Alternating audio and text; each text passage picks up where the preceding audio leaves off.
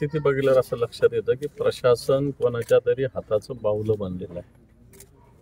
या घटनेतलं संतोष अण्णा देशमुख यांचा जो झालेला हृदयद्रावक खून आहे, हा जर पोलिसांनी ठरवला असता तर तो रोखता आला असता.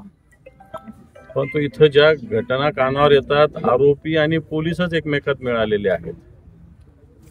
इथे काही लोकांची दादागिरी, मस्ती इतकी चालू आहे की पोलीस सुद्धा काही करू शकत नाही, अशा प्रकारची स्थिती आहे. मग इथले मंत्री असतील, धनंजय मुंडे असतील, जे माजी मंत्री आहेत, त्यांचे कोण जवळचे वाल्मिक कराड असतील, ही जी मंडळी प्रशासनाला काही समजतच नाहीये. कुणी येणं, त्याच्यावर दादागिरी करणं, हम करे सो कायदा करणं, आणि याच्यातून एक संतोष अण्णासारख्या एक 15 वर्षापासून या गावचा सरपंच असलेला की अतिशय फक्त सेवा आणि सेवा करणारा व्यक्ती आहे, याचा खून त्यांनी केलेला आहे. पोलीस 3-3 तास, 3.5 तास पोलिसांनी तक्रार घेतलेली नाही या पोलीस स्टेशनमध्ये. 3.5 तास. जो अपहरणाचा गुन्हा दाखल करणारा जो त्यांचा जवळचा व्यक्ती आहे, त्याला 3.5 तास पोलीस स्टेशनमध्ये बसवलं, आणि ज्यावेळेस त्याच्या खुनाची बातमी आली त्यावेळेस गुन्हा रजिस्टर करून घेतला. अशा प्रकारची स्थिती आहे. एवढं होऊन झाल्यावरही पोलिसांचा तपास अजूनही गतीनं नाही. अतिशय बॅकवर्ड एरिया टाईप तपास पोलिसांचा चालू आहे. पोलीस आपले महाराष्ट्रातले तसे अतिशय तांत्रिकदृष्ट्या पुढारलेले आहेत, परंतु या तपासामध्ये असा कोणताही तपास झालेला दिसत नाही.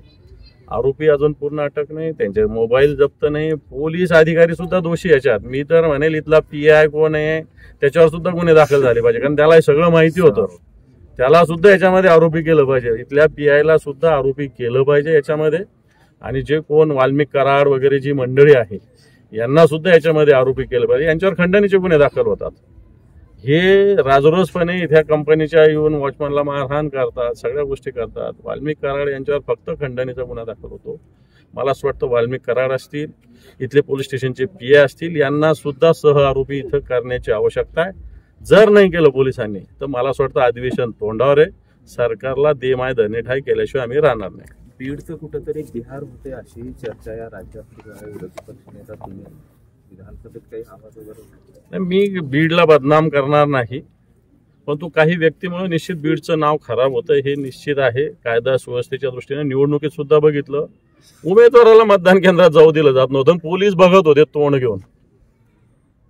पोलीस कशासाठी येतं हेच कळत नाही. मग यांच्या हातातच काट्या दिल्या पाहिजे, यांच्या हातातच बंदोबस्त दिला पाहिजे. कशाला पोलिसांनी खाकीवरती घातली पाहिजे इथली? आणि म्हणून ही दादागिरी, ही दहशत वाटतं जनतेच्या, जर पोलिसांनी नाही मोडली तर जनतेलाच उठाव करावा लागेल. यामध्ये कुटुंबांनी एक मागणी केलेली आहे नार्को टेस्टची. तुमची काय मागणी राहील? वकील पण उज्ज्वल निकम मिळावा अशी त्यांची मागणी. मला असं वाटतं जे पोलिसांना आवश्यक आहे, आपल्या इथलेच पोलीस याच्यात तपास करण्याची आवश्यकता आहे. काही वेगळ्या यंत्रणा बदलण्याची गरज नाही. फक्त या जिल्ह्यातले इथले सोडून दुसरे कोणते तरी पोलीस चांगले अधिकारी इथं तपासासाठी आणण्याची आवश्यकता असं मला वाटतं. बाकी जे पोलिसांना योग्य वाटेल ते करावं, परंतु याच्यातले मुख्य आरोपी अजूनही पोलिसांनी अटक केलेले नाही. त्याच्या पाठीमागचा मास्टर माइंड तो अटक होणं अपेक्षित आहे. गावकऱ्यांची मागणी आपण काय? बिलकुल. सगळं पोलिसांनी या सगळ्या याच्या जे आरोपी अटक झाल्यानंतर त्याच्या CDR रिपोर्ट्स येतील. अपहरण झाल्यानंतर पोलिसांना संतोष अण्णांच्या भावांनी, नातेवाईकांनी संपर्क साधलेला आहे. ते 15 मिनिटात येईल, 20 मिनिटात येईल, 30 मिनिटात येईल, 40 मिनिटात येईल सांगत होते. 3.5 तास संतोष अण्णा इथं आले नाही. शेवटी त्यांचं प्रेत इथं आलं.